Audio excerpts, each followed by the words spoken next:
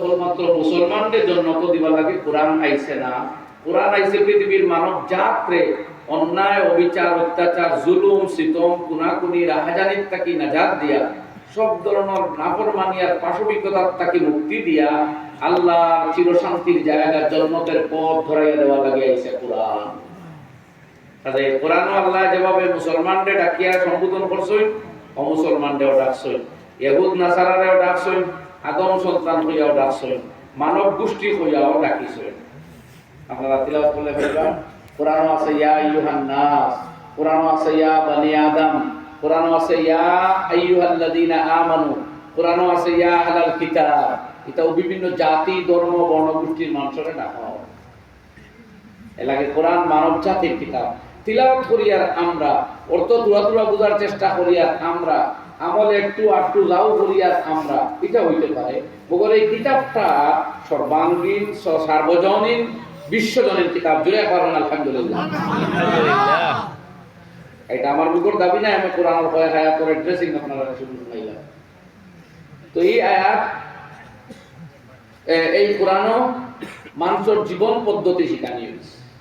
মানুষের জন্ম থেকে মৃত্যু পর্যন্ত সে ইবাদত করবে কিরকম, সে ব্যবহার করবে কিরকম, খাদ্য খাইবে কিরকম, লেবাস পোশাক গায়ে দিবে কিরকম, মাটি পৃথিবী চলাফেরা করবে কিরকম, বড়র সাথে কি আচরণ, ছোটর সাথে কি আচরণ, প্রিয়জন আপনজন বন্ধু বান্ধব আর রিশতাদার বংশা বংশীর মানুষের সাথে করব কি আচরণ, পরর মানুষ গায়ের মানুষ দূরের মানুষের সাথে করব কি আচরণ, নিজধর্মী মানুষ পরধর্মী মানুষ গাছপালা জীব জন্তু কীট পতঙ্গ ইত্যাদির সাথেও কি আচরণ করব, আল্লাহ তার দ্বীনে ইসলাম ও বয়ান করে দিয়েছেন।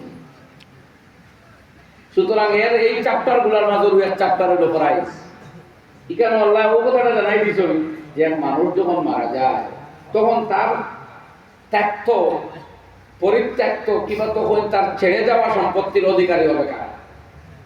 আরবের মানব সমাজও এক প্রচলিত কথা ছিল, কেউ মারা গেলে পরে তার দ্বন্দ্ব হলো তার মালিক হইতো যারা শক্তিশালী এরা, অর্থাৎ তার ছেলেবেলে যারা ও এরাও মালিক হইতো।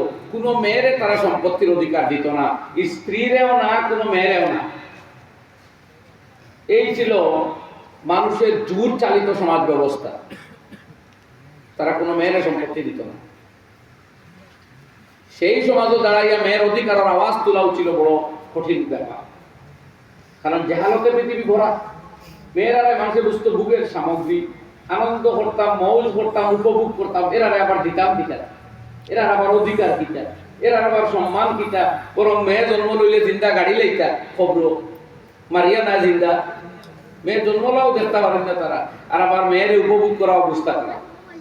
এই জাতীয় ছত্রভঙ্গ মানবিক কাণ্ড ছিল তখন। কোরআনে এগুলা মেটাইছে।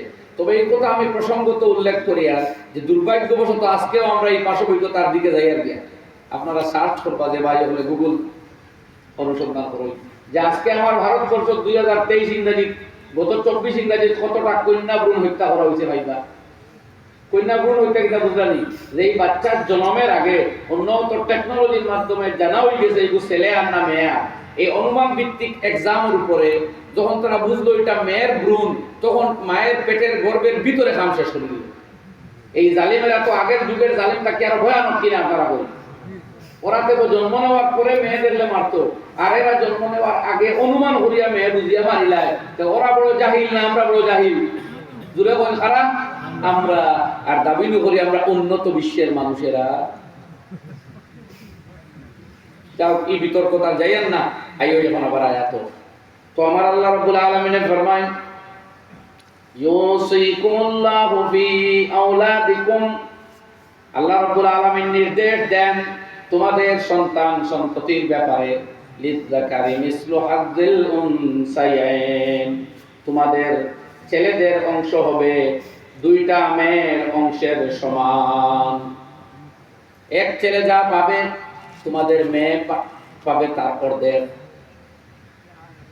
এটা ও সমাজও যেন মেয়ের অস্তিত্ব নাই, মেয়ে জিন্দা হইবার অধিকার নাই। ও সমাজও যে আইয়া কোরআনে বল এই মেয়ের অধিকার দে, কত গান বলে চলে তোর ছেলের অর্ধেক। এটা ছিল বহুত সাহসিকতার কথা, বহুত ইমান ভিত্তিক কথা, বড় মজবুত এবং শক্ত কথা আপনারা উপলব্ধি করছেন কথা বলে। সেই ব্যাকগ্রাউন্ড যেন না আইলে কিছু হইতো না। এই আপনার বাইরে বাদে অ্যাডভান্স হইতে হইতে কানুন বানাইতে সাকসেশন অ্যাক্ট করিয়া এখন তো আইন করদা ছেলে 2 টাকা পাইলে মেয়েও 2 টাকা মনে করদা খুব ভালো হাম করদা। আর আরো সমালোচনা করদা।